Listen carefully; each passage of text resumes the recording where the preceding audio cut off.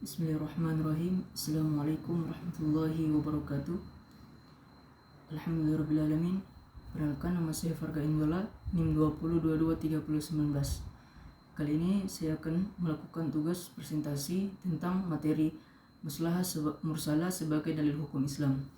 Nah, yang pertama kita masuk kepada pengertian maslahah mursalah. Nah, maslahah mursalah ini merupakan salah satu istilah usul fikih yang masyhur, yang tersusun dari dua kata, yaitu masalih dan mursalah. Kata yang pertama adalah berbentuk jamak dari maslahah, yang artinya manfaat atau kemaslahatan, sedangkan mursalah artinya yang diabaikan. Jadi masalah dan mursalah secara bahasa ialah kemaslahatan atau kemaslahatan yang diabaikan. Kemudian secara etimologis, kata masalah memiliki arti manfaat, faedah, bagus, baik, kebaikan, guna atau kegunaan. Nah, itu adalah secara etimologis. Nah, menurut Yusuf Hamid Al-Alim, maslahah itu memiliki dua arti, yaitu arti majazi dan hakiki. Yang dimaksud dengan majazi di sini adalah suatu perbuatan al-fail yang di dalamnya ada kebaikan yang memiliki arti manfaat. Sedangkan Hussein Hamid Hasan berpendapat bahwa maslahah dilihat dari sisi lafaz maupun makna itu identik dengan kata manfaat atau suatu pekerjaan yang dalamnya mengandung atau mendatangkan manfaat. Nah, kemudian ada kehujahan maslahah mursalah sebagai dalil hukum. Para ulama belum secara bulat tentang kehujahan maslahah mursalah ini sebagai metode untuk menetapkan suatu hukum untuk kasus-kasus yang secara eksplisit tidak disebutkan di dalam nas. Nah, menurut ulama Hanafiyah, maslahah mursalah dapat dijadikan sebagai metode untuk menetapkan suatu hukum baru dengan syarat didukung oleh ayat. Nah, hadis atau ijma yang menunjukkan bahwa sifat yang dianggap sebagai kemaslahatan itu merupakan ilat atau motivasi hukum. Kemudian dalam penetapan suatu hukum atau jenis sifat yang menjadi motivasi hukum tersebut dipergunakan oleh nas sebagai motivasi suatu hukum. Ulama Hanafiyah memberikan contoh tentang larangan Rasulullah bagi pedagang yang menghambat para petani di perbatasan kota dengan maksud untuk membeli barang mereka sebelum para petani itu memasuki pasar. Kemudian ada persyaratan maslahah mursalah.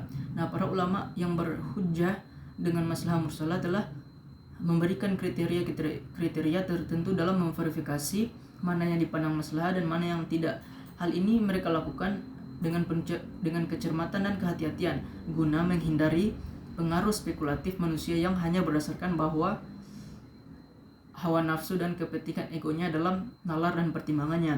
Nah, ketika melakukan verifikasi terhadap kemaslahatan tersebut, persyaratan tersebut diantaranya sebagaimana pandangan dalam Imam Malik yang direduksi oleh Al-Syatibi, terdiri dari yang pertama, yaitu kemaslahatan tersebut harus reasonable, yaitu makulat dan relevan dengan kasus hukum yang dihadapi.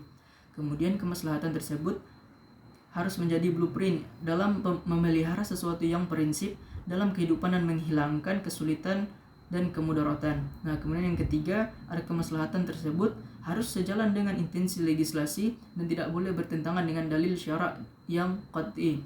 Imam Al-Ghazali telah menetapkan argumentasi yang mendasarkan statementnya agar masalah mursalah atau istilah dapat menjadi dalil dalam istinbat hukum harus memenuhi syarat-syarat di bawah ini, yaitu kemaslahatan tersebut termasuk dalam tingkat atau kategori kebutuhan pokok. Kemudian kemaslahatan tersebut bersifat pasti dan tidak boleh disandarkan pada dugaan atau semata-mata saja. Kemudian kemaslahatan tersebut harus bersifat universal, yaitu kemaslahatan yang berlaku secara umum dan untuk kepentingan kolektif sehingga tidak boleh bersifat individual dan parsial. Kemudian kemaslahatan tersebut harus sejalan dengan intensi legislasi hukum Islam. Kemudian ada pembagian maslahah.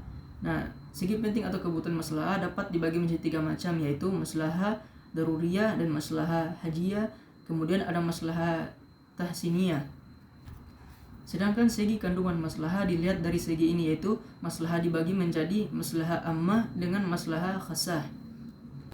Kemudian dari segi berubah dan tidaknya, maslahah dibagi menjadi 2 bentuk. Yang pertama yaitu maslahah dabitah dan maslahah mutaghayyarah.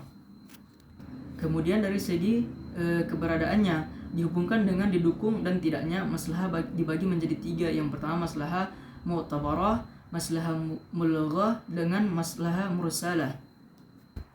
Nah, contoh-contoh penerapan maslahah mursalah yaitu menurut At-Tayyib As-Sanusi Ahmad, sejak zaman sahabat, maslahah mursalah telah dijadikan sebagai dalil untuk menetapkan suatu masalah yang terjadi pada waktu itu, sementara Rasulullah telah wafat. Contoh masalah yang ditetapkan berdasarkan metode tersebut, metode maslahah mursalah, misalnya pengumpulan Al-Quran ke dalam satu mushaf pada zaman Abu Bakar dan Umar bin Khattab ketika menjadi khalifah. Nah, juga menjadikan penjara sebagai alat untuk menghukum para kriminal, di mana cara seperti ini belum pernah diterapkan oleh Rasulullah SAW. Bahkan Utsman yang menjadikan 2 azan pada hari Jumat merupakan contoh penggunaan maslahah mursalah sebagai dalil hukum menetapkan suatu masalah yang dihadapi oleh mereka. Begitu juga ketentuan hukuman yang cambuk 80 kali bagi peminum. Penetapan penanggalan tahun Islam dimulai dari Hijriah Nabi ke Madinah merupakan contoh penetapan dengan memakai metode maslahah mursalah.